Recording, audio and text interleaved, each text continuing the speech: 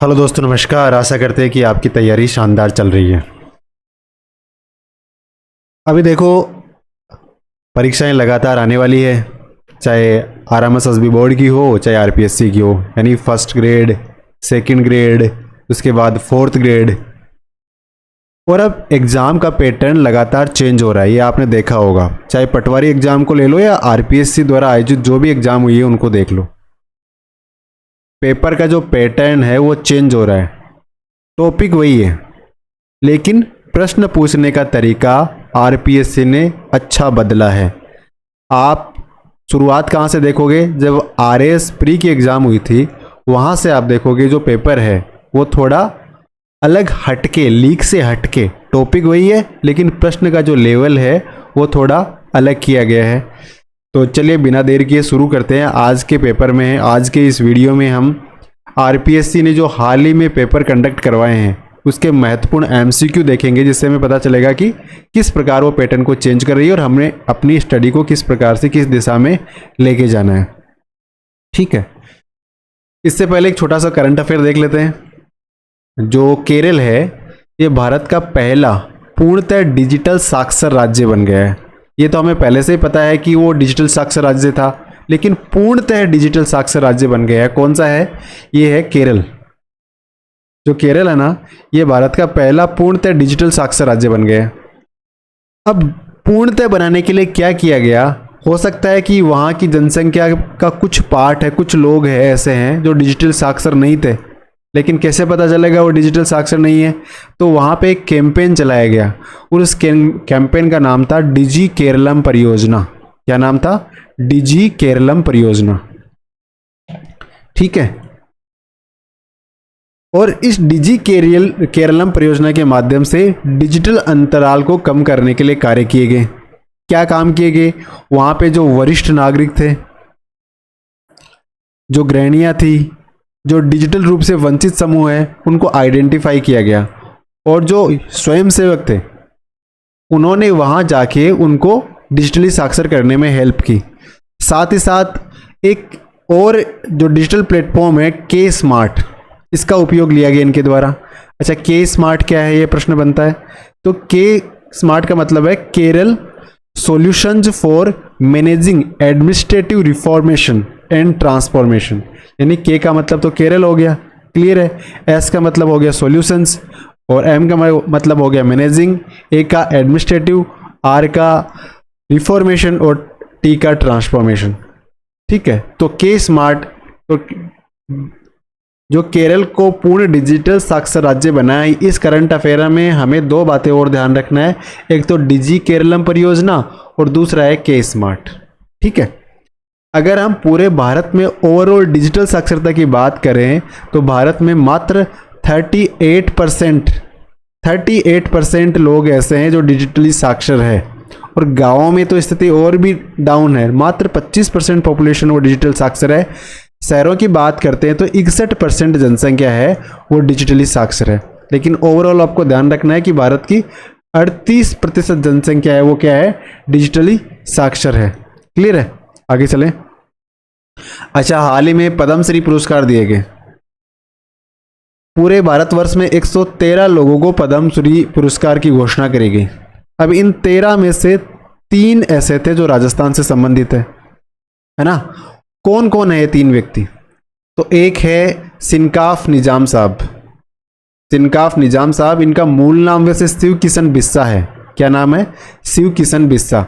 और ये जोधपुर क्षेत्र के निवासी है। और ये क्या क्या करते हैं? शायर है, ये शायरी लिखते हैं। ठीक है, तो इनको साहित्य और शिक्षा के क्षेत्र के अंदर शायरी के लिखने के कारण इनको ये पुरस्कार दिया गया। अच्छा, 2010 में इनको उर्दू में साहित्य अकादमी पुरस्कार मिल चुका है। साहित्य अकादमी पुरस्कार भी मिल चुका है उर्दू भाषा में। कब? 2010 में। और किस कृति के लिए इनको यह साहित्य पुरस्कार मिला था? तो साहित्य अकादमी पुरस्कार मिला था, तो इनकी कृति थी गुमशुदा दायर की गूंजती घंटियां। गुमशुदा दायर की गूंजती घंटियां नाम की एक कृति थी इनकी, इसके लिए इनको क्या मिला? साहित्य अकादमी पुरस्कार मिला। क्लियर है? तो हमने कहा कि 3 राजस्थानियों को पद्मश्री पुरस्कार मिला है। एक तो सिनकाब निजाम साहब हो गए जो शायर है और जोधपुर से संबंधित है, और इनका उपनाम है वैसे इनका डॉक्यूमेंटल नाम है वो शिव किशन बिस्सा है। एक दूसरे व्यक्ति है बैजनाथ जी महाराज, इनको भी पद्मश्री मिला है। ये सीकर जिले से संबंधित है और ये आध्यात्म के क्षेत्र से जुड़े हुए हैं, यानी मतलब आश्रम चलाते हैं और समाज सेवा करते हैं। सीकर में लक्ष्मणगढ़ का नाम तो आपने सुना होगा, रोटासरा जी का नाम सुना होगा, तो लक्ष्मणगढ़ नाम बिल्कुल सुना होगा, पूरे राजस्थान में नाम उनका फेमस है। तो जो बैजनाथ जी महाराज है ये लक्ष्मणगढ़ में एक आश्रम है, श्रद्धानंद जी महाराज का आश्रम, वहाँ के पीठाधीश्वर है, ठीक है। और ये समाज सेवी है और आध्यात्म से जुड़े हुए, इस कारण इनको पद्मश्री दिया गया है। इसके अलावा जो तीसरे व्यक्ति है जिनको पद्मश्री मिला है राजस्थान से, वो है बतुल बेगम। क्या नाम है? बतुल बेगम। ये सुर्खियों में रहे हैं और आरपीएससी और बोर्ड दोनों के फेवरेट है, यानी बतुल बेगम से संबंधित प्रश्न पहले भी एग्जाम में आ चुके हैं और फिर से आने की संभावना है। ये मांड गायकी से जुड़े हुए हैं, जयपुर के निवासी है और इनको मतलब पद्मश्री इस बार का दिया गया है। ये बतुल बेगम वैसे कान फिल्म फेस्टिवल में पार्टिसिपेट कर चुकी है, ओलंपिक में पार्टिसिपेट कर चुकी है, और अयोध्या में जो राम मंदिर प्राण प्रतिष्ठा थी उस समय भी इन्होंने अपना प्रस्तुति दी थी। क्लियर है?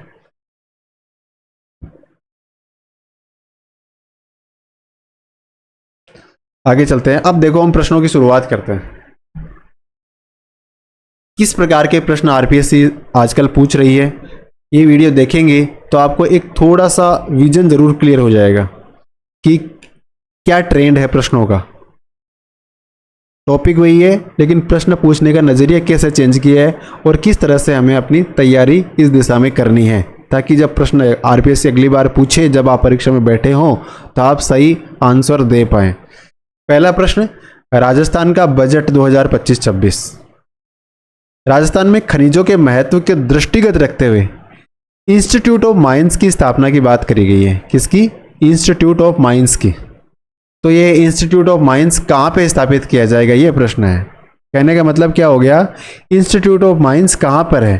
तो इंस्टीट्यूट ऑफ माइंस की स्थापना करी जाएगी बजट घोषणा के अनुसार उदयपुर में। ठीक है, तो बजट में दे रखा था कि इंस्टीट्यूट ऑफ माइंस की स्थापना कहाँ की जाएगी, सीधा उत्तर था कि उदयपुर। यानी अगर आपने बजट पढ़ा है, बजट के मोटे मोटे 200 या 250 पॉइंट आपने पढ़ लिए, तो इस प्रकार के प्रश्न आसानी से बन जाएंगे। ठीक है, अब हम क्या करेंगे, बजट में से ही कुछ 5-4 पॉइंट और पढ़ लेते हैं, क्योंकि हमें 250-300 पॉइंट पढ़ने हैं, तो धीरे धीरे थोड़ा थोड़ा पढ़ लेंगे तो सारा कवर हो जाएगा ना। हाँ, तो राजस्थान बजट 2025-26 की बात करें तो औद्योगिक पार्कों के विकास में कोटा में टॉय पार्क स्थापित किया जाएगा।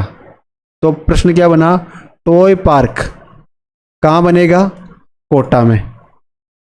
क्लियर है? और स्टोन पार्क बनेगा। स्टोन पार्क कहाँ बनेगा? एक तो निम्बाड़ा में, निम्बाइडा कटे कहाँ है निम्बाइडा? तो निम्बाइडा है चित्तौड़ में, और एक बूंदी में। तो 2 जगह स्टोन पार्क बनेंगे, एक तो निम्बाइडा में और एक बूंदी में। निम्बाइडा आपको पता ही है कहाँ पे, चित्तौड़ में है। और सेरेमिक पार्क बनेंगे। सेरेमिक पार्क कहाँ बनेंगे? तो सोनियाना में। सोनियाना कहाँ पड़ता है? चित्तौड़ में पड़ता है, तो यहाँ पे सेरेमिक पार्क बनेगा। और डीएमआईसी के तहत फार्मा पार्क बनेगा। और भीलवाड़ा में बनेगा टेक्सटाइल पार्क। टेक्सटाइल पार्क बना हो, उसका विस्तार किया जाएगा। और सांगानेर जयपुर में ब्लॉक प्रिंटिंग जोन स्थापित किए जाएंगे। तो देखो, ब्लॉक प्रिंटिंग जोन कहाँ स्थापित किए जाएंगे? सांगानेर जयपुर में। टेक्सटाइल पार्क भीलवाड़ा में। डीएमआईसी के तहत क्या बनेगा? फार्मा पार्क बनेगा। सेरेमिक पार्क कहाँ बनेगा? सोनियाना चित्तौड़ में बनेगा। स्टोन पार्क कहाँ का बनेगा? एक तो निम्बाइडा में, एक बूंदी में। और जो टॉय पार्क है, ये ध्यान रखना है, टॉय पार्क कोटा में बनेगा। क्लियर है? इसके अलावा हमने देखा कि इंस्टीट्यूट ऑफ माइंस की स्थापना कहाँ करी जाएगी? उदयपुर में। और माइनिंग का जो माइनिंग और जूलॉजी का डायरेक्टोरेट भी कहाँ पे है? उदयपुर में तो है। अगले प्रश्न पे चलते हैं। प्रधानमंत्री की अध्यक्षता में 7 मई 2025 को केंद्रीय मंत्रिमंडल ने कौशल विकास के लिए राष्ट्रीय उत्कृष्टता केंद्रों को स्थापित करने की मंजूरी दी। अब ये प्रश्न कहाँ से मिलेगा आपको? जो पीआईबी है उसके जो न्यूज़लेटर आते हैं उसको आपको पढ़ना पड़ेगा, है ना? तो वहाँ पे ये मिल जाएगा। या फिर आप कोई अच्छी मैगजीन पढ़ते हो या फिर अच्छी जगह से करंट अफेयर फॉलो करते हो तो वहाँ से भी ये प्रश्न बन सकता है, क्योंकि वो भी इस जानकारी को दे देंगे। तो 7 मई को प्रधानमंत्री ने उत्कृष्टता केंद्रों की स्थापित करने की बात की थी। कहाँ कहाँ? एक तो भुवनेश्वर में। कहाँ पे? भुवनेश्वर, एक चेन्नई, एक हैदराबाद, एक कानपुर और एक लुधियाना। ठीक है, तो ये मतलब इस करंट अफेयर को अगर बहुत ज़्यादा ध्यान से देखा है तभी आपका बनेगा, यानी आपको इनमें से कम 2-3 याद होंगे तभी बन पाएगा। बाकी प्रश्न में देखो, दूसरे वाले प्रश्न में भुवनेश्वर दे रखा है और चेन्नई दे रखा है और कानपुर भी दे रखा है। अलवर और प्रयागराज 2 अलग है ना? तो इसका मतलब क्या हो गया? करंट अफेयर को ध्यान से पढ़ना है, जब भी पढ़ोगे आगे। ये निकल के आ गया ना? तो इस प्रश्न से क्या निकाला हमने? एक तो हमें प्रश्न को ध्यान से, करंट अफेयर जब भी पढ़ते हैं तो ध्यान से पढ़ना पड़ेगा। ऐसा नहीं कि 2 चीज़ें याद कर ली और बाद में क्लियर हो गया, नहीं, पूरा ध्यान से पढ़ो तभी प्रश्न का सॉल्यूशन हो पाएगा।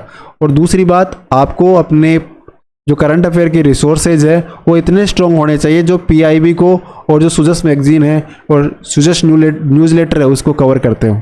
ठीक है ना? और कहाँ कहाँ खोले जाएंगे ये भी याद रखना है, क्योंकि हो सकता है, क्योंकि अभी पिछले 2-3 पेपरों में हमने देखा जो प्रश्न आरपीएससी ने पूछा था उसी से रिलेटेड प्रश्न बोर्ड ने पूछ लिया, या जो बोर्ड ने पूछा है वही प्रश्न आरपीएससी ने पूछ लिया है। आप इन 4-5 महीनों में जो परीक्षाएं हुई है ना उसमें आप देख सकते हो करंट अफेयर के प्रश्न दोनों ने पूछे हैं, सेम टॉप पॉइंट पे, सेम बिंदु पे। अंतर्राष्ट्रीय योग दिवस 2025 की थीम क्या है? अंतर्राष्ट्रीय योग दिवस 2025 की थीम क्या है? एक पृथ्वी एक स्वास्थ्य के लिए योग। अंतर्राष्ट्रीय योग दिवस 2025 की थीम है एक पृथ्वी एक स्वास्थ्य के लिए योग। और अगर योग दिवस की बात करें तो भारत ने सबसे पहले प्रस्तावित किया था 2014 में, जब संयुक्त राष्ट्र महासभा का 69वां जो सत्र चल रहा था उसमें भारत ने प्रस्ताव रखा था कि योग दिवस मनाया जाए, और भारत की बात को मान लिया और 21 जून को अंतर्राष्ट्रीय योग दिवस घोषित किया गया। सबसे पहले 2015 में अंतर्राष्ट्रीय योग दिवस मनाया गया था। और उस साल योग दिवस की थीम क्या थी?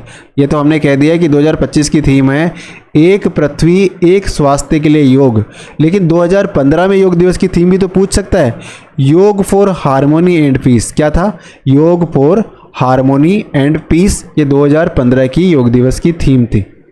अच्छा, योग के बारे में एक इंटरेस्टिंग बात और है, यूनेस्को ने 2016 में योग को मानवता की अमूर्त सांस्कृतिक विरासत के रूप में मान्यता दे दी, यानी यूनेस्को से भी मान्यता प्राप्त है योग। और कब से? 2016 से। ये ध्यान रखना है। किस कैटेगरी में कैटेगराइज किया यूनेस्को ने योग को? मानवता की अमूर्त सांस्कृतिक विरासत, यानी सांस्कृतिक धरोहर के रूप में इसे माना है। क्लियर है? तो कोई भी दिवस पूछा जा सकता है और उस दिवस से संबंधित थीम क्या है ये पूछा जा सकता है।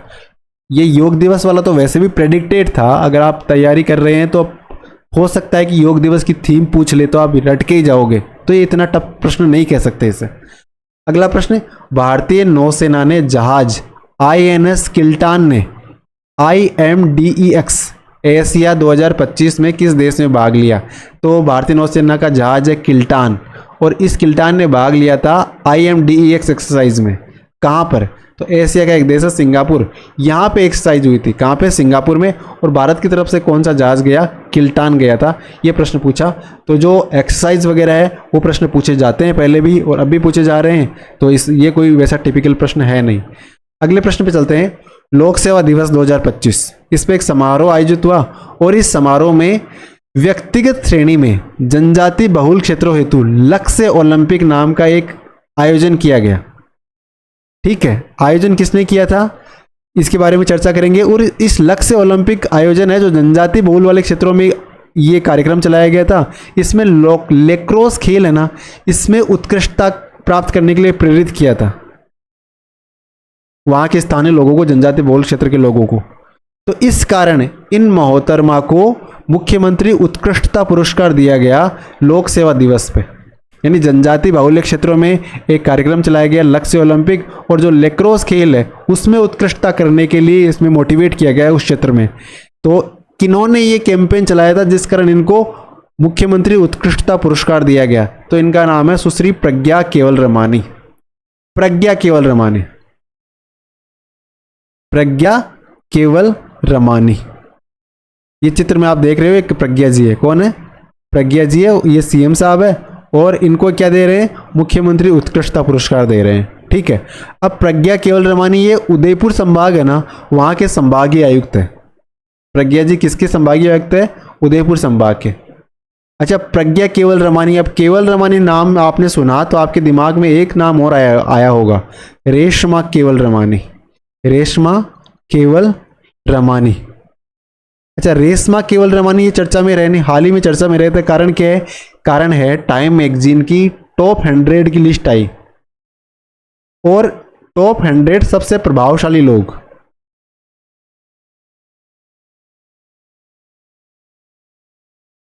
ठीक है। और इसमें भारतीय मूल की एक ही व्यक्ति, भारतीय हो या भारतीय मूल की एक ही व्यक्ति ने स्थान पाया था, और उनका नाम था रेशमा केवल रमानी। तो रेशमा केवल रमानी जी वैसे ब्रिटिश नागरिक है। ब्रिटिश एक बायोटेक्नोलॉजी कंपनी है वर्टेक्स। क्या नाम है?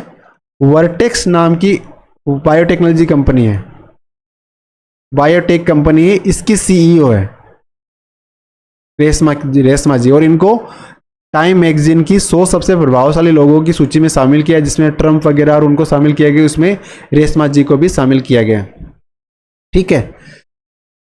अब देखो, मतलब रैंकिंग वगैरह का प्रश्न पूछा जा सकता है। उसके अलावा जो जिस प्रकार की कुछ भी रिपोर्ट आती है, रिपोर्ट से ही प्रश्न बनाना एक रेशमा जी वाला, तो ये आपको ध्यान रखना है। अगला प्रश्न द्विपक्षीय त्रिसेवा मानवीय सहायता और आपदा राहत HADR अभ्यास है। अभ्यास का नाम है टाइगर ट्रायम्फ 2025।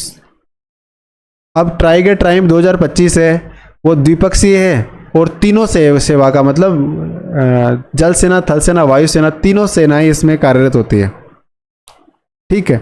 अब इसके बारे में कुछ कथन दे रखे हैं, आपको आइडेंटिफाई करना है इनमें से कौन से कथन सही है।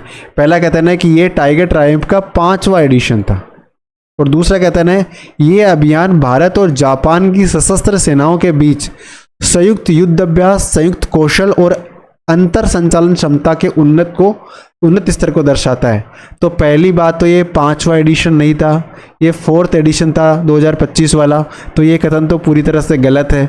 दूसरा, जो ट्रायम्फ है ये भारत और यूएसए के बीच में होता है, न कि भारत जापान के बीच में, तो ये कथन भी गलत हो जाता है। तो इसका मतलब क्या हो गया? दोनों गलत, कथन गलत है, तो हमारा उत्तर हो जाएगा कथन ए और बी दोनों असत्य हैं। अब टाइगर ट्रायम्फ 2025 की हमने चर्चा करी कि ये एक भारत और अमेरिका के बीच में है। इस बार ये इसका 4था एडिशन था, और इसमें तीनों सेना भाग लेती है, चाहे जल हो या थल हो या नभ हो, तीनों सेना इसमें भाग लेती है। और कहाँ पे ये किया गया? तो ये 1 से लेके 11 अप्रैल 2025 को, ये डेट भी पूछी जा सकती है, आंध्र प्रदेश के पूर्वी तट पे आयोजित किया गया। यानी ये अपना भारत, ये आंध्र प्रदेश, तो यहाँ पे आयोजित किया गया था। कब से? 1 से लेके 11 अप्रैल 2025 को। ठीक है। किस किस के मध्य? भारत और यूएसए के मध्य। कौन सा एडिशन था टाइगर ट्रायम्फ का? 4th एडिशन था। क्लियर है? अगले प्रश्न पे चलते हैं। 39वीं राष्ट्रीय सब जूनियर बालक हैंडबॉल चैंपियनशिप। ठीक है। बालक देखो, सब जूनियर है,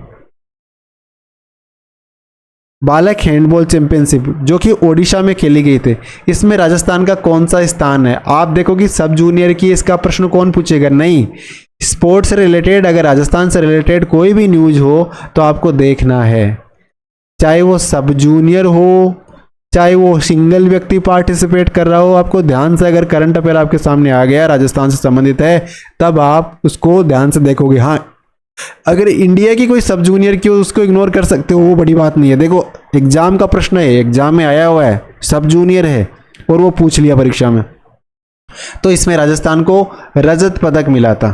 ठीक है।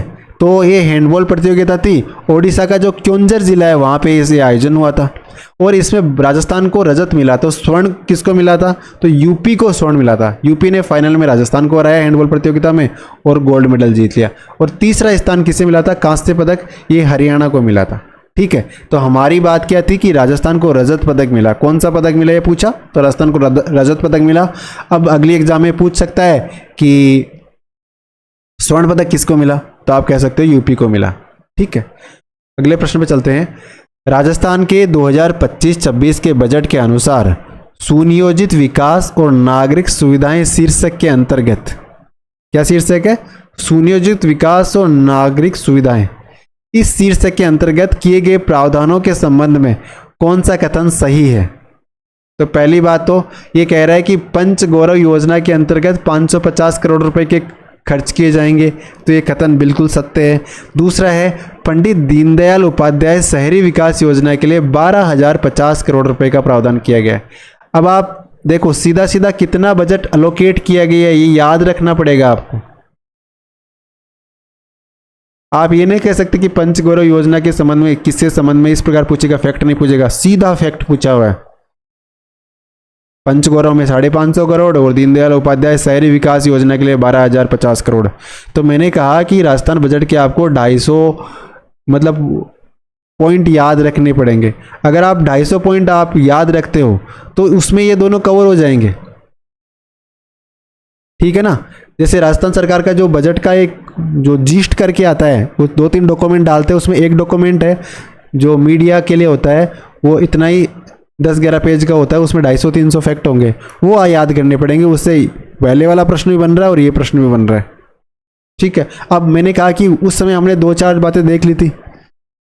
अब जैसे टॉय पार्क कोटा में स्थापित किया जाएगा, अब इसके साथ भी 2-4 चीज़ें हमें याद करनी है, ताकि ये 200-300 पॉइंट रहे, हम जैसे लगातार वीडियो देखते जाएंगे, इसको कवर करते जाएंगे साथ में। तो पहले तो हमने जैसे देखा, 2 चीज़ें तो याद कर लो, ये पंचगौरव के लिए तो 550 करोड़ दिए और दीनदयाल उपाध्याय शहरी विकास योजना के लिए 12,050 करोड़ दिए। शहरी विकास के लिए कितने दिए, 12,050 करोड़, और पंचगौरव के लिए 550 करोड़। क्लियर है। अब आगे देखो, parking, renovation, residential flat, bus stand आदि के विस्तार और विकास के लिए 780 करोड़ रुपए दे। पार्किंग के लिए, बस स्टैंड के लिए, रिनोवेशन के लिए, है ना, रेजिडेंशियल फ्लैट के लिए 780 करोड़ रुपए दिए गए।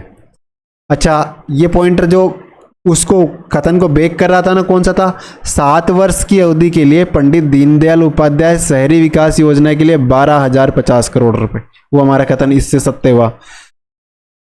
प्रदेश के समस्त शहरों में 50,000 स्ट्रीट लाइट लगाए जाएंगे। कितने स्ट्रीट लाइट लगाए जाएंगे ये याद रखना है, 50,000, 50K स्ट्रीट लाइट।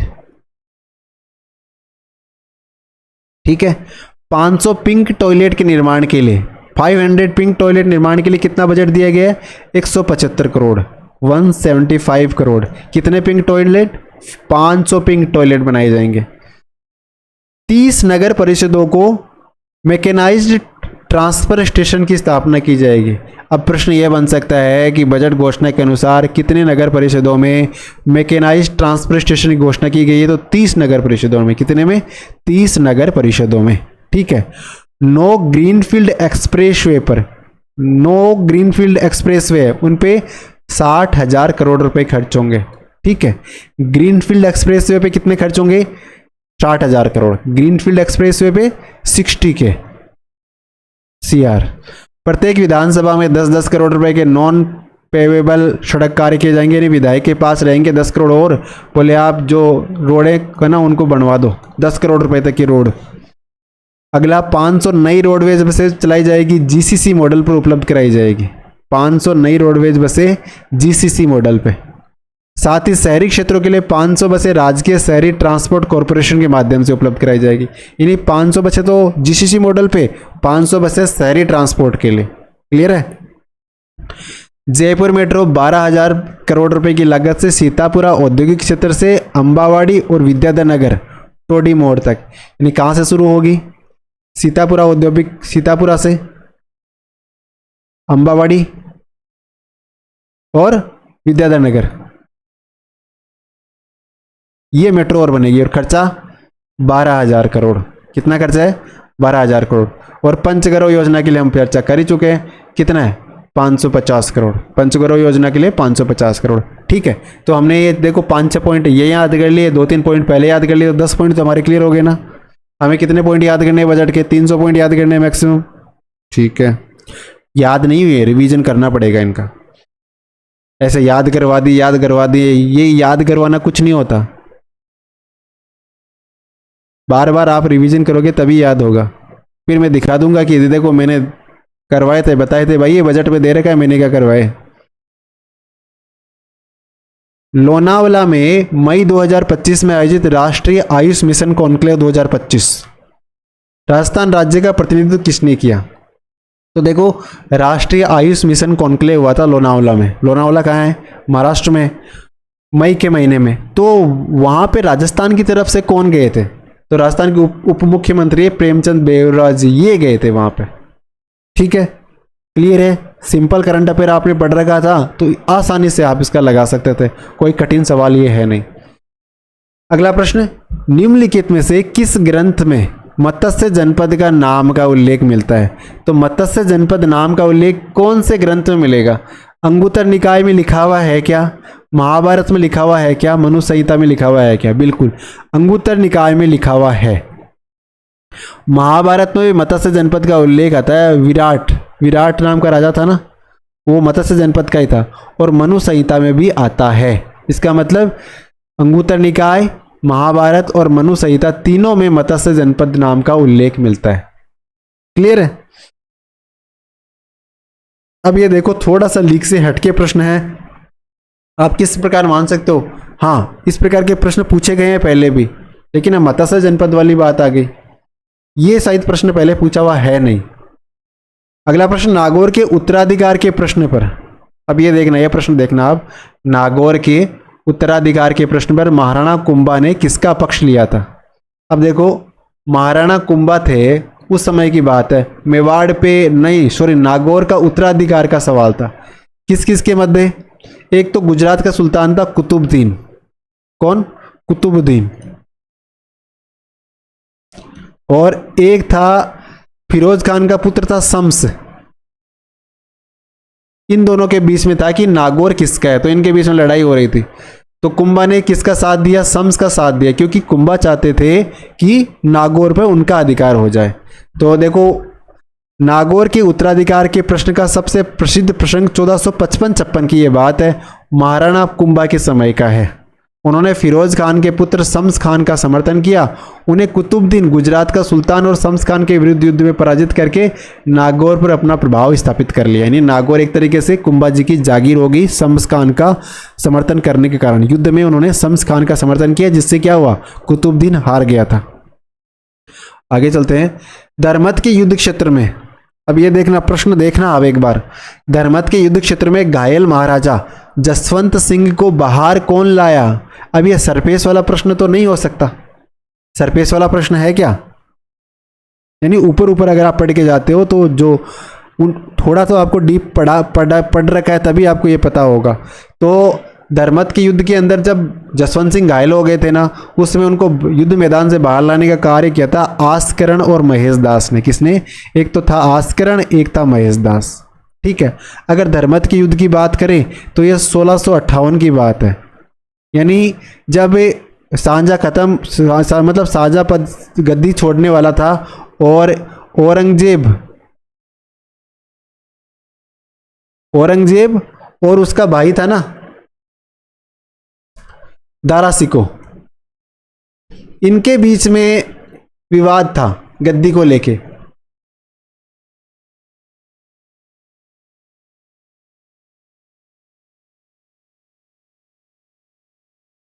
इनके बीच में गद्दी को लेके विवाद था। तो औरंगजेब की तरफ से तो औरंगजेब था और उसका भाई शाह शुजा लड़ रहे थे, और जो दारा सिको था ना, उसकी तरफ से लड़ रहे थे जसवंत सिंह राठौड़। और बाद में मतलब औरंगजेब ऑब्वियसली बात है, थोड़ा चालाक टाइप का आदमी था, और उसने मतलब उसको जसवंत सिंह को हरा दिया। जसवंत सिंह को पीछे हटना पड़ा, और परिस्थिति ऐसी आएगी कि वो एक समय घायल हो गए, और उनको वहां से बाहर निकालने का कार्य किया था आस्करण और महेश दास ने। किसने निकाला था? एक तो थे आस्करण, एक थे महेश दास। इन्होंने क्या किया, जसवंत सिंह जी को वहां घायल होने के बाद में बाहर निकाला था, बचा के निकाला था। और उसके बाद में दारा मतलब जो औरंगजेब था वो आगरा की तरफ बढ़ गया और सामूगढ़ के युद्ध में दारा को अंतिम रूप से हरा दिया और दिल्ली की गद्दी पे बैठ गया। तो दिल्ली की गद्दी पे बैठने के से पहले उसने सामूगढ़ के जो युद्ध था उसमें दारा को हराया था। ये बात आप और ध्यान रख लो। अगला प्रश्न है, बिजोलिया किसान आंदोलन को शांत करने हेतु, बिजोलिया किसान आंदोलन राजस्थान का सबसे प्रसिद्ध किसान आंदोलन, ठीक है, इसके बारे में प्रश्न हर एक एग्जाम में आ रहे हैं, इसमें भी आ गया। लेकिन प्रश्न देखो आप, ब्रिटिश सरकार द्वारा गठित उच्च स्तरीय समिति में कौन नहीं था? अब आप समिति के अध्यक्ष देखते हो कि अध्यक्ष थे रॉबर्ट हॉलैंड, नहीं, इसके सदस्य थे, सदस्य कौन नहीं था ये पूछा है। तो रॉबर्ट हॉलैंड इसके सदस्य क्या अध्यक्ष थे, प्रभाष चंद्र भी इसके भाग थे, बिहारी लाल भी थे, लेकिन नारायण पटेल नहीं थे। लेकिन इनके साथ जो मीटिंग हो रही थी ना, एक तरफ तो उच्च स्तरीय कमेटी और दूसरी तरफ बिजोलिया किसान आंदोलन के आंदोलन नेतृत्वकारी। तो आंदोलन नेतृत्वकारी में नारायण जी पटेल थे, यानी इस तरफ तो ये 3 लोग ये बैठे हुए थे, 3 क्या 4 लोग थे ये, और इस तरफ नारायण जी पटेल थे और इनके साथ और भी लोग थे। उसके बारे में देखते हैं। देखो, बिजोलिया के लोग एक दूसरे को कॉमरेड कह के संबोधित कर रहे थे, ठीक है। तो मेवाड़ का रेजिडेंट था बिल्किंसन, उसे लगा कि स्थिति थोड़ी अच्छी नहीं है। उसने क्या किया, 1921 में राजपूताना एजेंसी रिपोर्ट से सरकार को अवगत कराते हुए लिखा कि बिजोलिया का आंदोलन रूस की क्रांति के पदचिन्हों पे चल रहा है। रूस की में क्रांति हो रही थी ना, उस तरह से बिजोलिया का आंदोलन हो रहा है। ये आगे बोला कि यह आंदोलन है तो राणा के खिलाफ, लेकिन क्या पता आगे जाके अंग्रेजों के खिलाफ हो जाए। तो उन्होंने कहा कि एक समिति गठित करो जो इनकी बात को किसी तरह से आंदोलन को शांत करे। तो स्थिति की गंभीरता देखते हुए ब्रिटिश सरकार ने क्या किया, एक उच्च स्तरीय समिति का गठन कर दिया। उसमें जो एजीसी थे ना रॉबर्ट हॉलैंड, उनको अध्यक्ष बनाया गया। उनके सचिव आलगवी शामिल किए गए। मेवाड़ तो एक तो हो गए हॉलैंड, कौन कौन हो गए, हॉलैंड हो गए ना, एक आलगवी हो गए, ठीक है। मेवाड़ के ब्रिटिश रेजिडेंट बिल्किंसन भी आ गया, खुद भी बिल्किंसन आ गया। इसके बाद में मेवाड़ राज्य के दीवान प्रभाष चटर्जी और राज्य का मध्य हाकम था बिहारी लाल भी था। तो हमारे प्रश्न में देखो कौन कौन है, रॉबर्ट हॉलैंड, प्रभाष चंद्र और बिहारी लाल है, ये तीनों नाम इसमें हैं। हॉलैंड ये हो गया, इसके बाद में प्रभाष चंद्र ये हो गया और बिहारी लाल ये हो गया। बच गए कौन, नारायण पटेल बच गए। नारायण पटेल कहाँ हैं कि ये देखो आगे देखो। तो 4 फरवरी 1922 को ये जो कमेटी है ना, हाई पावर्ड कमेटी, ये बिजोलिया पहुंच गई। अब उधर से ये 4-5 लोग पहुंच गए, इधर से कमेटी जो वहाँ पे जो इसका नेतृत्व कर रहे थे आंदोलन का, वहाँ पे सरपंच मोतीचंद, मंत्री नारायण पटेल, राजस्थान में सेवा संघ के सचिव राम नारायण चौधरी, माणिक्य लाल वर्मा, ये 4 लोग उधर उनकी तरफ से आ गए और बैठ के वार्ता कर रहे हैं और स्थिति को समझाया। 4 फरवरी को वहाँ पे पहुँचे। 11 फरवरी 1922 को दोनों पक्षों के मध्य समझौता हो गया। 4 फरवरी को पहुँचे, 11 फरवरी को समझौता हो गया। और समझौते में ये जो लोग आए थे ना, ये मतलब इन्होंने स्थिति को समझा और उन्होंने कहा कि हॉलैंड ने कहा कि भाई बात सही है किसानों की। तो बोले कि यार तुम्हारी 35 लाख बागें ख़त्म कर देते हैं। तलवार बंधाई की जो राशि है ना, उसको भी उन्होंने कम कर दिया। और पड़त भूमि पर बोले कि लगान, अगर खाली ज़मीन पड़ी है तो उस पर लगान देने की ज़रूरत भी नहीं है, ये बात भी इसमें कर दी। जो भी आपके खिलाफ मुकदमे कर रखे हैं वो भी उन्होंने वापस लेने की बात कर दी। जो भी बेगार लगा रखी उस पर भी रोक लगा दी। तो अगर इतनी अच्छी चीज़ें होती है तो क्या होगा, किसानों की एक तरीके से जीत होगी ना। तो बिजोलिया किसान आंदोलन का जो द्वितीय चरण था ये काफ़ी सफल रहा कह सकते हैं। और ये जो हाई पावर्ड कमेटी थी, इसने जो आंदोलन की सफलता की नींव रख दी थी एक तरीके से। ठीक है, सारी बातें क्लियर हो गई, आसानी से हमने देखा समझा। अगला प्रश्न, दूसरे गोलमेज सम्मेलन के समापन से पहले ही, यानी दूसरा गोलमेज सम्मेलन चल रहा था, उससे पहले ही जो गंगा सिंह है बीकानेर के महाराजा, वो भारत आ गए। कारण क्या था? कारण क्या था? बीकानेर की जनता में व्याप्त असंतोष का पंपलेट द्वारा पर्दाफाश, यानी बीकानेर के अंदर पंपलेट बांटे गए थे, जनता में असंतोष हो गया था, तो महाराजा ने सोचा स्थिति बिगड़ सकती है, चलो। अगर दूसरे गोलमेज सम्मेलन की बात करें तो यह 7 सितंबर 1931 को शुरू हुआ और इसमें कांग्रेस शामिल हुई थी। कांग्रेस इसमें शामिल हुई थी, गांधी जी इसमें गए थे। लेकिन आगे जाके चूंकि ये सांप्रदायिक मुद्दे पे आके अटक गया था तो ये सफल नहीं हो पाया, वो एक अलग बात है। तो दो बातें आपको ध्यान रखनी है। जो दूसरा गोलमेज सम्मेलन है लंदन में ही आयोजित हुआ था 7 सितंबर लिख लेना इसको, दिसंबर नहीं, 7 सितंबर 1931 से ये शुरू हुआ था और बीच में ही महाराजा गंगा सिंह भारत आ गए थे। कारण बीकानेर की जनता में असंतोष का पंपलेट द्वारा पर्दाफाश हुआ था, इस कारण वो भारत में वापस आए थे। अब ये प्रश्न भी आप देखो, इतने सहज प्रश्नों में नहीं कह सकते इसे, एग्जैक्ट आपको पता है तभी आप इसका उत्तर लगा पाओगे, अन्यथा नहीं लगा पाओगे। निम्नलिखित में से किसने हाड़ौती प्रजामंडल की स्थापना की? आसान सा सरल सा प्रश्न है। हाड़ौती प्रजामंडल की स्थापना पंडित नैनूराम शर्मा ने करी। नैनूराम शर्मा का योगदान कोटा प्रजामंडल की स्थापना में भी रहा। कोटा प्रजामंडल की स्थापना कब हुई? 1939 में। 1939 में कोटा प्रजामंडल की स्थापना हुई। संस्थापक कोटा प्रजामंडल की स्थापना में नैनूराम शर्मा तो थे ही, जैसे हमने कहा। इनके साथ में एक अभिन्न हरि जी थे। क्या नाम है? अभिन्न हरि। एक तनसुखलाल मित्तल थे। तो नयन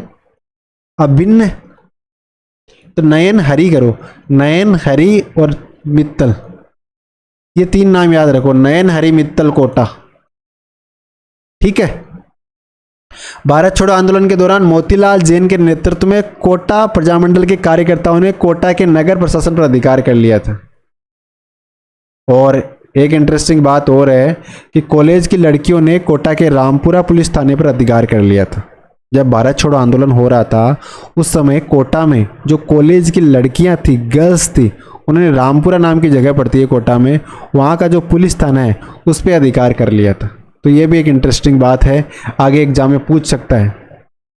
कोटा प्रजामंडल का पहला अधिवेशन कहाँ पे हुआ? तो ये मांगरोल में हुआ था। मांगरोल कहाँ पड़ता है? 12 में पड़ता है। कब हुआ था? 1939 में। और पहले अधिवेशन की अध्यक्षता नैनूराम शर्मा ने ही करी थी। तो हाड़ौती प्रजामंडल की स्थापना नैनूराम शर्मा ने करी। कोटा प्रजामंडल की स्थापना में नैनूराम शर्मा का योगदान था। कोटा प्रजामंडल का जब पहला अधिवेशन हुआ उसमें भी ये अध्यक्ष थे। अब देखो अगला प्रश्न, मत्स्य संघ के उद्घाटन कार्यक्रम का विरोध किसने किया था? मतलब मत्स्य संघ बना, अब मत्स्य संघ का जो उद्घाटन कार्यक्रम हुआ था उसका विरोध किया था, किसने किया? जुगल किशोर भोलेनाथ, गोपाल यादव, मंगल सिंह, गिरिराज शरण सिंह, चिरंजी लाल या मान सिंह देशराज। तो मान सिंह और देशराज है ना, इन्होंने मत्स्य संघ के उद्घाटन कार्यक्रम का विरोध किया था। अब इस प्रश्न का या तो आपको पता है या नहीं है ना? तो आपको अगर पढ़ा हुआ होगा तो ही आप इसका सॉल्यूशन पे पहुंच सकते हैं। मत्स्य संघ के उद्घाटन का विरोध मान सिंह और देशराज ने किया। अच्छा, उद्घाटन किसने किया था? तो मत्स्य संघ का उद्घाटन एनवी गौडगिल साहब थे। क्या नाम था? नरहरि विष्णु गौडगिल। नरहरि विष्णु गौडगिल, इन्होंने मत्स्य संघ का उद्घाटन किया था। मत्स्य संघ का जो नाम मत्स्य संघ किसके सुझाव पे रखा गया था? तो एक प्रश्न रटा हुआ है आपका, के एम मुंशी। कौन कौन सी रियासतें थी पता है अच्छे से। ठिकाना कौन सा था इसमें कंफ्यूज हो सकते हो, एक बार देख लो, निमराना अलवर। राजधानी अलवर को बनाया। राज प्रमुख जो धौलपुर के महाराजा उदयभान सिंह हैं उनको प्रधानमंत्री शोभाराम कुमाऊत बने। उप प्रधानमंत्री जुगल किशोर चतुर्वेदी बने। और उद्घाटन कहाँ पे किया गया? ये थोड़ा सा अलग प्रश्न हो सकता है। लोहागढ़ भरतपुर में। विरोध किसने किया था? मान सिंह और देशराज ने उद्घाटन का विरोध किया था मत्स्य संघ का। और हुआ कब था? 18 मार्च 1948। क्लियर है? अगला प्रश्न, निम्न में से कौन सी इमारत टोंक में नहीं है? यानी इमारत दे रखी है और कह रखा है कि टोंक में कौन से नहीं है। तो ईदगाह की कोठी तो टोंक में ही है। काली पहाड़ी कोठी टोंक में। सुनहरी कोठी तो आपको पता है टोंक में है, लेकिन ईदगाह कोठी और काली पहाड़ी कोठी टोंक में है या नहीं है? है। ईदगाह भी टोंक में है, काली पहाड़ी भी टोंक में ही है। लेकिन नूर हक मस्जिद है ना, ये टोंक में नहीं है। ये कहाँ पे है? ये जयपुर में है। नूर हक मस्जिद कहाँ पे है? जयपुर में है। ठीक है, तो ईदगाह कोटी, काली पहाड़ी कोटी और सुनहरी कोटी तीनों टोंक में है। ये इस प्रश्न को मॉडरेट कह सकता हूं मैं, क्योंकि आपको सुनहरी कोटी तो पता है लेकिन ईदगाह कोटी और काली पहाड़ी कोठी का पता है, तभी आप इस प्रश्न का उत्तर सही लगा पाओगे। अलवर के पास राजगढ़ किले के शीश महल में भित्ति चित्रण किस चित्रकार ने किया? अब देखो, अलवर के पास में राजगढ़ किले, उसके शीश महल में भित्ति चित्रण किस चित्रकार ने किया था? हम ये तो याद करते हैं कि अलवर के कौन कौन से चित्रकार है, लेकिन एक पर्टिकुलर चीज उसका चित्रण किसने किया था, ये प्रश्न अलग है, हटके है। मैंने तो ये प्रश्न पहली बार देखा है। तो इसका चित्रण किया था डालूराम जी ने। किसने किया? डालूराम ने, डाल जी ने किया था, है ना? किसका? राजगढ़ किले के शीश महल के भित्ति चित्रण का। अब देखो, अलवर के चित्रकार पूछा जा सकता है कि किन चित्रकारों का संबंध अलवर से है, तो आपको याद रखना है। तो एक तो डालूराम जी तो होए गए, इसके अलावा नंदराम, बलदेव, सालिग्राम, छोटे राम, गुलाम अली, जमुनादास, डालूराम, मंगलसेन, बुद्धराम। नंदा, बलदेव, सालिग्राम, छोटे, गुलाम अली, जमुनादास, डालूराम, मंगलसेन, बुद्धराम। ठीक है, अभी देखो मूलचंद है ना। अब जैसा ये प्रश्न ऊपर पूछा है स्पेसिफिक, मूलचंद हाथी दांत बनाने वाले प्रसिद्ध कलाकार है। जो मूलचंद है अलवर के ही, ये हाथी दांत बनाने वाले चित्रकार कलाकार है। और बसलो चित्रण का मतलब होता है बॉर्डर का चित्र, यानी जिसके चारों तरफ बॉर्डर बना हो वो बसलो चित्र होता है। ठीक है, अगला प्रश्न है बुंगल और बरगू क्या है? बुंगल, तो बुंगल एक सुशीर वाद्य यंत्र है, बरगू भी एक सुशीर वाद्य यंत्र है। अगर जैसे ये तुरई जैसी होती है, कांसे की बनी होती है, लंबी एकदम सीधी होती है ना, तब तो होता है ये बुंगल। क्या होता है? बुंगल। लेकिन अगर ये थोड़ा सा मुड़ा हुआ है, जैसे धनुष की तरह टेढ़ा मेढ़ा है, इस तरह से है, तो ये क्या है? ये बरगू है। तो प्रश्न क्या था? ये क्या है? वाद्य यंत्र है। कैसे वाद्य यंत्र है? हवा से, यानी सुशीर वाद्य यंत्र है। किससे बने होते हैं? कांसे के बने होते हैं। किससे बने होते हैं? कांसे के बने होते हैं। ठीक है, कौन रम्मत लोक नाट्य से संबंधित नहीं है? इनमें से रम्मत लोक नाट्य से संबंधित नहीं है तो मणिराम व्यास है, तुलसीराम जी है, तेज कवि है। तो ये तो याद करने वाली बात है। अगर आपको याद है तो आपको प्रश्न बन जाएगा आसानी से। देखो, रम्मत है ना, ये लोक नाट्य है। मोस्टली जो पश्चिमी राजस्थान है वहाँ पे जैसलमेर हो गया, फड़ौदी हो गया, बीकानेर में चलता है। मुख्य कलाकारों की बात करें तो बीकानेर के मणिराम व्यास, तुलसीराम, फागू महाराज, सुआ महाराज। मणिराम व्यास, तुलसीराम, फागू महाराज, सुआ महाराज, ये बीकानेर से संबंधित है। जैसलमेर की बात करें तो परमानंद, गिरधारी सेवक, तेज कवि के बारे में बताओ, क्या भेंट किया था इन्होंने गांधी जी को? कमेंट बॉक्स में बताओ। तुलसीराम और जीतमल। अब हमारा जो स्क्रीनशॉट है इसी से मिल जाएगा। तुलसीराम इसमें है ना? बिल्कुल है। इसके बाद सोहन, तेज कवि है, बिल्कुल मिल गए, दोनों जैसलमेर से संबंधित है। और मणिराम व्यास बीकानेर से संबंधित, ये भी है। तो तीनों मिल गए। सोहनलाल नहीं मिले, तो सोहनलाल रम्मत नाट्य से संबंधित नहीं है। क्लियर है? होली के अवसर पर आदिवासी भील पुरुष कौन सा नृत्य करते हैं? तो होली के अवसर पर जो आदिवासी भील पुरुष है वो गोसाई नाम का नृत्य करते हैं। कौन सा? गोसाई। तो आदिवासी भीलों के प्रमुख नृत्य, ये आपको याद रख लेने। इसके अलावा जिसके भी नृत्य हैं ये याद रखने ही है। ये बेसिक सा सवाल है, आसानी से बन जाएगा। अगला है वैष्णव संप्रदाय की कौन सी पीठ राजस्थान में सलेमाबाद में स्थित है? तो सलेमाबाद में तो निम्बार्क संप्रदाय है, तो इसका मतलब निम्बार्क हो गई। अगला प्रश्न, बागड़ी बोली मूल रूप से राजस्थान के निम्न में से किन जिलों में बोली जाती है? ये शायद इस पेपर का सबसे सरल प्रश्न है। दक्षिणी, ये अपना प्यारा राजस्थान, और ये डूंगरपुर बांसवाड़ा, यहाँ पे बोली जाती है बागड़ी बोली। कौन सी बोली जाती है? बागड़ी या वागड़ी। अब ये देखो आगे, ये हमारे सामने पुस्तक और उसके रचयिता दे रखे हैं, हमें गलत का देखना है। के हर प्रकाश, ये बख्तावर सिंह ने लिखी है, बिल्कुल लिखी है। गजगुण रूपक शिवदास गार्डन की है, सही है। इसके अलावा डिंगल कोश से मुरारीदान की है, सही है। लेकिन जो गलालेंग है ना, गलालेंग ये किसी लेखक की नहीं लिखी हुई है। ये तो एक तरीके से मतलब लोग दक्षिणी राजस्थान में जो डूंगरपुर बांसवाड़ा इलाका है वहाँ पे, यानी जो वागड़ क्षेत्र है वहाँ पे लोकगीत की परंपरा है, जहाँ पे लोग घर घर जाते हैं संक्रांति के अवसर पे और ये गाना गाते हैं और उसके बदले उपहार वगैरह लेके आते हैं। ठीक है ना? तो ये पहला गलत हो गया। कौन सा युग में गलत है? गलालेंग केशवदास। तो आपको ये तीनों का पता होना चाहिए कि इसका लिख के, जैसे केहर प्रकाश के लेखक बख्तावर सिंह है, ये आपको पता होना चाहिए। गजगुण रूपक के लेखक शिवदास गार्डन है, ये आपको पता होना चाहिए। और डिंगल कोश के लेखक मुरारीदान है, ये आपको पता होना चाहिए। ठीक है, बाकी गलालिंग का पता चल गया। दक्षिण राजस्थान में एक मतलब त्यौहार विशेष पे की जाने वाली लोकगीत और नृत्य परंपरा है, मुख्यतः डूंगरपुर बांसवाड़ा यानी वागड़ क्षेत्र में ये चलती है। अभी मैंने आपको बहुत बार बताया है कि राजस्थान की 50 से एक चोटी है, 50 चोटियाँ हैं। इनकी सबकी ऊंचाई आपको याद कर लेनी है, किसकी कितनी है। और लगभग हर दूसरे एग्जाम में ये प्रश्न मिल जाएगा। दूसरे में क्या, हर 3 एग्जाम में से 2 में मिल जाएगा ये देख लेना आप। अब ये कह रहा है कि चोटियों को अवरोही क्रम यानी छोटे से बड़े की तरफ सेट करना है, नहीं बड़े से छोटे की तरफ सेट करना है।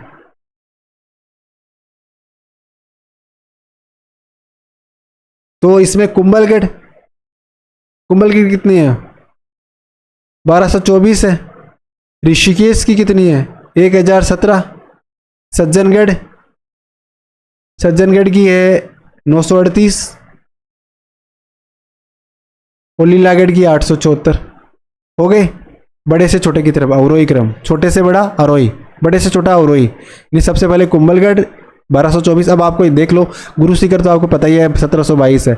उसके बाद में शेर 1597, दिलवाड़ा 1442 है, जरगा 1431 है, अचलगढ़ 1380 है, कुंभलगढ़ 1224 है, धोलिया डूंगर 1183 है, ऋषिकेश 1017 है, कमलनाथ 1001 है, सज्जनगढ़ 938 है, लीलागढ़ 874 है।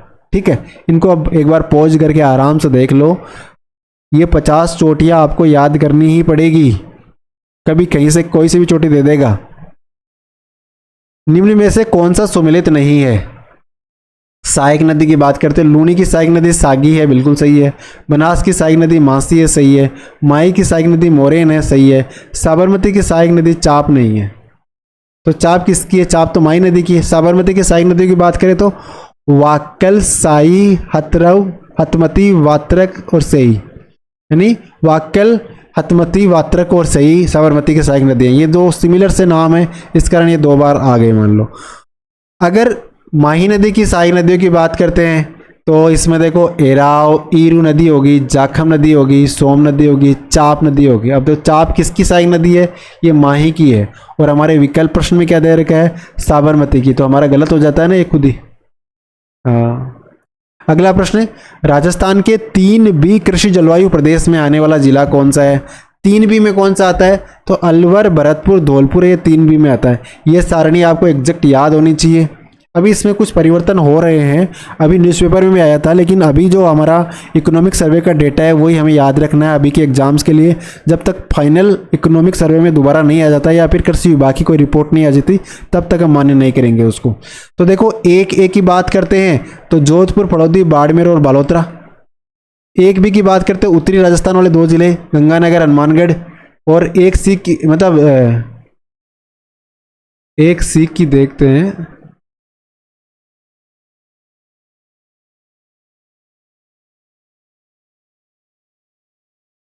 हाँ फिर देखो 4A में कौन कौन से है? उदयपुर, चित्तौड़गढ़, राजसमंद, भिलवाड़ा, सिरोही। और 4B में बांसवाड़ा, डूंगरपुर, प्रतापगढ़, सलूम्बर और चित्तौड़गढ़। और 5 में कौन सा है? कोटा, बूंदी, बारा, झालावाड़। 5 के अंदर तो ये अपना सॉरी ये वाला जो पार्ट है ये किस में आता है? ये 5 में आता है। ठीक है, 5 का नाम क्या है? आर्द्र दक्षिणी पूर्वी मैदानी क्षेत्र। ठीक है, ये आपको याद रखने हैं, बहुत महत्वपूर्ण ये डेटा है। मतलब सारा ही जितने भी है उसके सबके जिले और उसका नाम क्या है, सबसे बड़ा कौन सा, सबसे छोटा कौन सा है, ये आपको जो कृषि जलवायु खंड है एकदम कंठस्थ होने चाहिए। हर दूसरे एग्जाम में आपको मिल जाएंगे। ग्रे ब्राउन जलोढ़ मृदा कहाँ पाई जाती है? तो ग्रे ब्राउन जलोढ़ मृदा है ना, ये जालौर और पाली वाले एरिया में पाई जाती है। मृदा वाला सिंपल टॉपिक है, हर एग्जाम में पढ़ते आ रहे हैं, इसमें भी आ गया, कोई बड़ी बात नहीं है। निम्नलिखित में से किस जिले में शीशम वृक्ष प्रमुखता से पाया जाता है? अब शीशम का पेड़ प्रमुखता से कहाँ पाया जाता है? तो ये गंगानगर, हनुमानगढ़ वाले इलाके में पाया जाता है। तो इस विकल्प में गंगानगर हमारे सामने, तो हमारा उत्तर क्या हो जाएगा? गंगानगर हो जाएगा। वैसे अगर मोम की बात करें तो अलवर, मोम वाला मतलब मोम पेड़ से बनती है। तो किन क्षेत्रों में वन उत्पाद है? तो मोम अलवर, भरतपुर, सिरोही, जोधपुर वाले इलाके के अंदर मतलब मोम की उपलब्धता रहती है। गोंद की देखते तो चोटन बाड़मेर में सर्वाधिक गोंद होता है। कदम के वृक्ष से गोंद उतारा जाता है। शीशम की बात करें तो गंगानगर, हनुमानगढ़। अर्जुन का वृक्ष है उदयपुर, जो दक्षिणी राजस्थान में, उदयपुर, डूंगरपुर, बांसवाड़ा में। उसके बाद में अल्डू सवाईमाधोपुर, बारह, करौली, कोटा में। और ढाक है ये टोंक, सवाईमाधोपुर, अलवर, जयपुर, बारह, झालावाड़ में पाए जाते हैं। ठीक है, तो ये आपको अगर इस बार शीशम का पूछा, अगली बार हो सकता है गोंद का पूछ ले, फिर मोम का पूछ ले, फिर अर्जुन वृक्ष का पूछ ले, तो ये सारे आपको याद करने हैं। 2011 की जनगणना के अनुसार राजस्थान में 25 लाख से अधिक जनसंख्या वाले जिलों की संख्या कितनी है? तो 25 लाख से अधिक जनसंख्या वाले जिले इसमें बता रखे हैं 9 जिले। कितने जिले हैं? 9 जिले हैं जो 25 लाख से अधिक जनसंख्या के हैं। ठीक है, 2011 की जनगणना के अनुसार, ये याद रखो। 2011 के अनुसार राजस्थान में महिला जनसंख्या में सबसे कम किस जिले में है? यानी सबसे कम महिलाएं किस जिले में है? तो देखो सबसे कम जनसंख्या उसमें महिलाएं सबसे कम जैसलमेर में। किसमें है? जैसलमेर में। ये प्रश्न वही है, बस पूछने का तरीका अलग हो गया। 25 लाख से अधिक जनसंख्या वाले जिले कितने हैं? 9 है। ये अलग से थोड़े से डेटा हमें निकालने पड़ते हैं ना, उस तरह से। फिर राजस्थान में सबसे कम महिलाएं किस जिले में? जैसलमेर में। अगर अब जो डेटा है अगर हम उसको देखें एक बार, जो जनसंख्या का है थोड़ा सा देख लेते हैं 2 मिनट में। सबसे ज़्यादा जनसंख्या जयपुर की, फिर जोधपुर की, फिर कोटा की, फिर अजमेर की। शहरी जनसंख्या की बात कर रहे हैं हम, न कि सर्वाधिक जनसंख्या की। न्यूनतम शहरी जनसंख्या प्रतापगढ़, डूंगरपुर। अब इसको 2 ही याद रख लो आप। सर्वाधिक शहरी जनसंख्या जयपुर, जोधपुर। न्यूनतम शहरी जनसंख्या प्रतापगढ़, डूंगरपुर। सर्वाधिक ग्रामीण जनसंख्या जयपुर और अलवर। और न्यूनतम ग्रामीण जनसंख्या जैसलमेर और कोटा। सर्वाधिक और न्यूनतम शहरी व ग्रामीण जनसंख्या प्रतिशत, तो सबसे ज़्यादा जनसंख्या प्रतिशत किस में है?